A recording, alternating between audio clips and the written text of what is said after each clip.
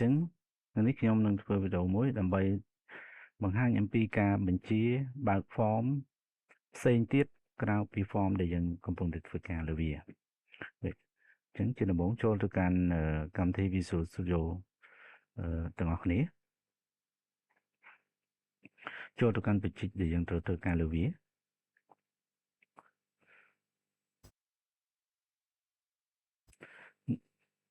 ជានៅក្នុងនេះ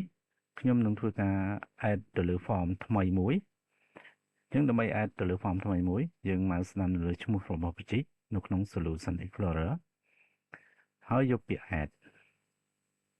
តមកទៀតយក new item ចឹងនៅក្នុងនេះខ្ញុំធ្វើការ add ទៅលើ form មួយដែលមានឈ្មោះថា MDI parent form គឺជា form ដែលមានស្រាប់នៅក្នុងកម្មវិធី Visual អញ្ចឹងខ្ញុំវាយកន្លែង search នេះខ្ញុំដាក់ថា MDI អូខេអញ្ចឹង MDI អញ្ចឹងវាចេញ MDI parent form ហើយខ្ញុំចុច add អញ្ចឹងនៅក្នុង MDI parent form នេះខ្ញុំធ្វើការបិទ control នេះចោលសិនទៅចូលទៅកាន់ property របស់ form ហើយនៅត្រង់ខ្ញុំរកពាក្យមួយដែល property មួយដែលមានឈ្មោះថា control box នេះខ្ញុំយក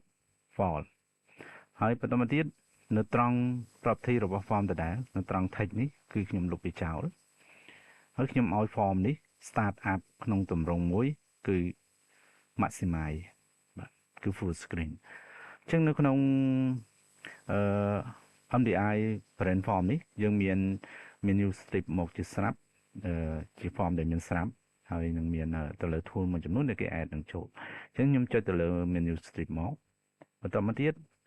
យើងវាយនៅក្នុង text box នេះគឺសម្រាប់បង្កើត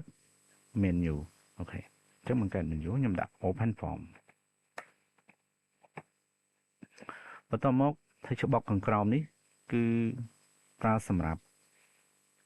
កើត sub menu ទៅឲ្យ open form ហ្នឹងអញ្ចឹងខ្ញុំដាក់ form student គឺយើងប្រើសម្រាប់ធ្វើការបើក form student មួយចេញមកអូខេ form student ពេលបានអញ្ចឹងហើយខ្ញុំធ្វើការសរសេរកូដទៅឲ្យ text មួយដែលមានឈ្មោះថា form student ដែលយើងបានបង្កើតហ្នឹងដោយដបល់ click នៅលើវាយើងនឹងចូលមកដល់ការ block នៃការសរសេរកូដអញ្ចឹងនៅក្នុងការសរសេរកូដដើម្បីបើកបញ្ជាបើក form ថ្មីគឺយើងមាន syntax មួយគឺ form name .show អញ្ចឹងក្នុងនេះខ្ញុំធ្វើការបើកទៅលើ form ថ្មីមានន័យថាខ្ញុំចង់បើក form មួយនេះដែលមាន form មួយនេះឈ្មោះរបស់វាគឺយើងមើលនៅក្នុង property នេះនៅត្រង់ name អញ្ចឹងនៅត្រង់ name នេះឈ្មោះរបស់វាគឺ form student អញ្ចឹងខ្ញុំនឹងបញ្ជាបើក form ពី form MDI parent form ទៅបើក format នៅត្រង់ menu open form ហ្នឹងអញ្ចឹងក្នុងនេះខ្ញុំដាក់ form student អូខេពេលដែលយើងវាយ form អញ្ចឹងមក form student វានឹងចេញមកអញ្ចឹងជ្រើសរើសយកវាហើយ .show អូខេអញ្ចឹងមានន័យថាពេលដែលខ្ញុំចុចនៅលើ form student វានឹងបញ្ជាបើក form មួយដែលមានឈ្មោះថា form student ឲ្យចេញមកក្រៅអញ្ចឹងនៅក្នុងនេះខ្ញុំធ្វើការដំណើរការឲ្យ form MDI parent form របស់យើងហ្នឹងធ្វើការ run មុនដំណើរការ start up មុនគេអញ្ចឹងខ្ញុំមកស្ដាំនៅលើ page យក property ហើយនៅត្រង់ start up form គឺខ្ញុំជ្រើសរើសយក MDI parent 1 ដែលជាឈ្មោះរបស់ form MDI របស់យើង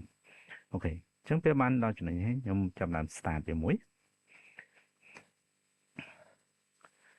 ពេលដែលយើង start មកយើងនឹងឃើញ form MDI parent form នេះ start មុនគេហើយនឹង full screen អញ្ចឹងខ្ញុំចុចទៅលើ open form ហើយជ្រើសរើសយក form student អូខេដូចនេះ form student វានឹងធ្វើការបង្ហាញចេញមកក្រៅអូខេសម្រាប់វីដេអូនេះគឺមានប៉ុណ្ណឹងសូមអរគុណសម្រាប់ការទស្សនាប្រសិនជាចង់បានវីដេអូថ្មីៗទៀតសូមកុំភ្លេចចុច subscribe និង like